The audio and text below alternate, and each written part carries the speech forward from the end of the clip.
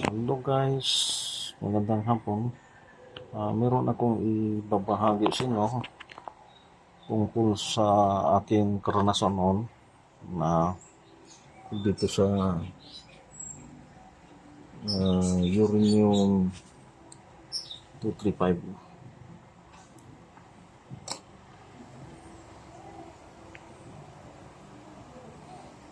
Itong Uranium 235 ay hindi sa akin yun, ay pinaano lang sa akin,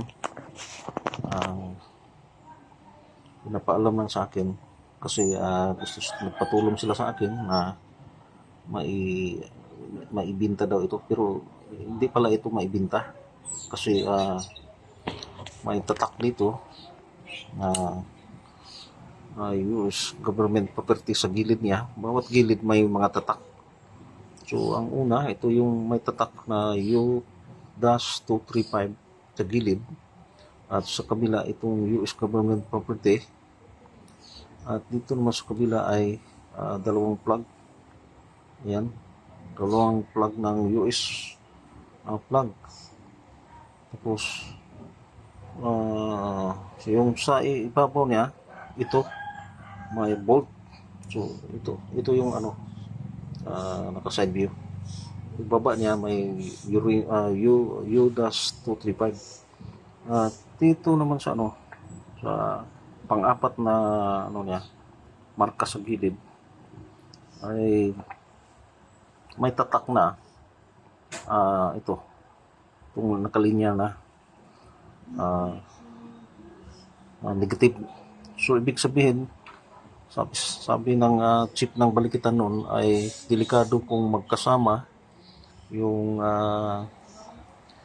negative at positive kasi malakas daw ang radiation. Buti na lang daw ay walang namatay. Kaya ang ano ito, nung kausap namin yung pinuno ng balikatan tungkol dito sa Uranium 235, ay saan daw ito nakuha. So sabi ng kasama ko ay sa ilalim daw ng dagat ito, at yung kumukuha ay pumayat na dahil binabalik-balik nila ng area. Pumayat kasi parang may humihila sa katawan nila, kaya nang liit yung katawan ng yung nagpatulong sa akin, kaya parang namatay ata daw yan.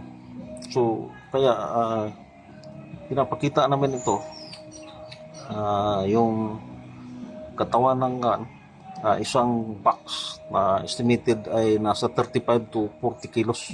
Ito parang lumang gantangan ng bigas itong paano ito, drawing ko, nasa 35 to 40 kilos estimated lang. So may bolt sa ibabaw. So ito yung bolt sa ibabaw niya. Dinodrawing ko na lang kasi wala pa kasi akong high-tech na cellphone noon. Parang nasa 2000 ata yun, 2000 hanggang 2001 ata yun. Pinuntahan namin yung chief ng balikatan sa Southern Command ng Region 9. So ito yung nasa bawat gilid niya, may tatak siya, U-235. Tapos sa gilid naman, kabilang gilid ay may ano siya, US government property. So may tatak siya, US government property. Ayan, medyo ano lang ang picture kasi hapon na kasi. At may dalawang plug dito ng USA. Tapos dalawang plug ng US ito. So sa ibaba naman ay meron siyang tatak na dito, negative. Yan, tatak niya negative. So may kasama pala ito. Hindi ko nakita yung positive kasi isa na ang pinadala. At yun, at sabi ng chief ng balikatan ay hindi daw ito mabinta kasi sabi ng kasamaan ko na nagpatulong sa akin ay ibinta daw namin ito. So sabi ng chief ng Balikatan ay hindi daw ito mabinta, kundi magbigay lang daw sila ng reward. At yun, sabi ng nagpatulong sa akin ay kasama daw ako sa agreement na mabigyan ako ng share. So noon ay hindi naman yun natupad, pero ang sa akin lang, na-experience ko lang yung paano i-transact itong klaseng item na ito. So delikado pala kasi dahil dito kung magkasama yung ano niya,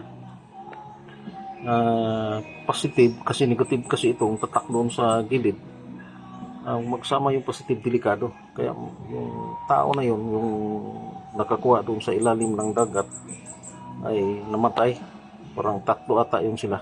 Ay hindi yun na biglang namatay, kundi ay unti-unti silang pumayat hanggang sa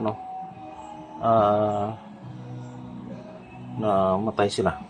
So itong uranium 235 ay sabi ng chief ng Balikatan ay ano daw ito gagamitin nila kasi noon naka-reserve ito dito sa Philippine Island, lalo na dito sa Zamboanga Peninsula. Meron pala dito. So di ko alam kung may ano pala dito, uranium, kasi may kasama din kami na mangingisda na kapag sabi na noon ay nagsisid sila, namamana ng kugita ay yung malit na pambot nila ay dumaan sila sa malapit sa island na yon na bato, na merong history din sa Japanese during World War II na merong plug doon sa ibabaw ng malit na island na bato. Tapos malapit lang daw yung parang kabaong na may serial number, at sabi-sabi nila kapag dumaan daw yung mga pambot doon, sabi ng mga tao na dinaanan kami, huwag kayong lalapit dyan kasi mamamatay yung ano nyo, makina ng pambot. So nung sila pa yung nauna, dahil binabalita lang sa akin na ito palang kapag makita daw itong sa ilalim ng dagat na mayroong serial number, ay ito pala ay US government property. So kaya noon nakita nila may serial number, nakalimutan ko na yung sinabi ng mangingisda noon. Nakita nila may serial number. So itong uranium 235 ay ito, basta estimated ito nasa 35 to 40 kilos. Kasi ang laki nito parang lumang ito, gantangan ng bigas. Parang lumang gantangan ng bigas. Ito. Tapos bawat gilid niya may tatak. Ito sa gilid uranium U-235.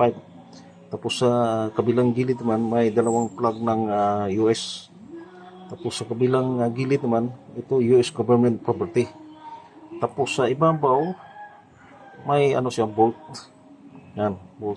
Pero ang kulay nito para siyang yung tingga na parang luma na dark na hindi na masyadong pero parang tingga kung titingnan. So doon naman sa gilid, so ito ang makikita, negative. Ano pala ito? Dalawa sila, positive at negative, kaya namamatay pala yung nakakita nito, nakakuha.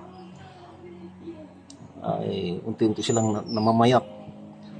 So ito lang maibahagi ko sa inyo guys. Ito ang karanasan ko noon, 2000 ata yun hanggang 2001. Dito pa yung Balikatan, nagbe-base sa Southern Command, Zamboanga City. So itong uranium ay hindi ko alam kung magkano binigay na reward sa holder, kasi ako lang ang tumulong sa kanila at hindi naman ako nabigyan. Pero okay lang yun, at least na experience ko kung paano ito, kasi mahirap pala ito, mahirap delikado pala. Kaya ito lang maibahagi ko sa inyo guys, mga katiits, na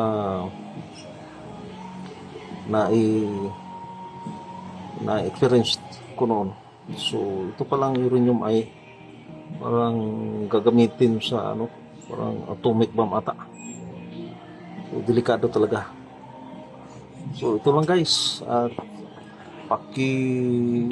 like and subscribe po sa aking YouTube channel, Aris Vlog ng Zamboanga del Norte. Salamat po.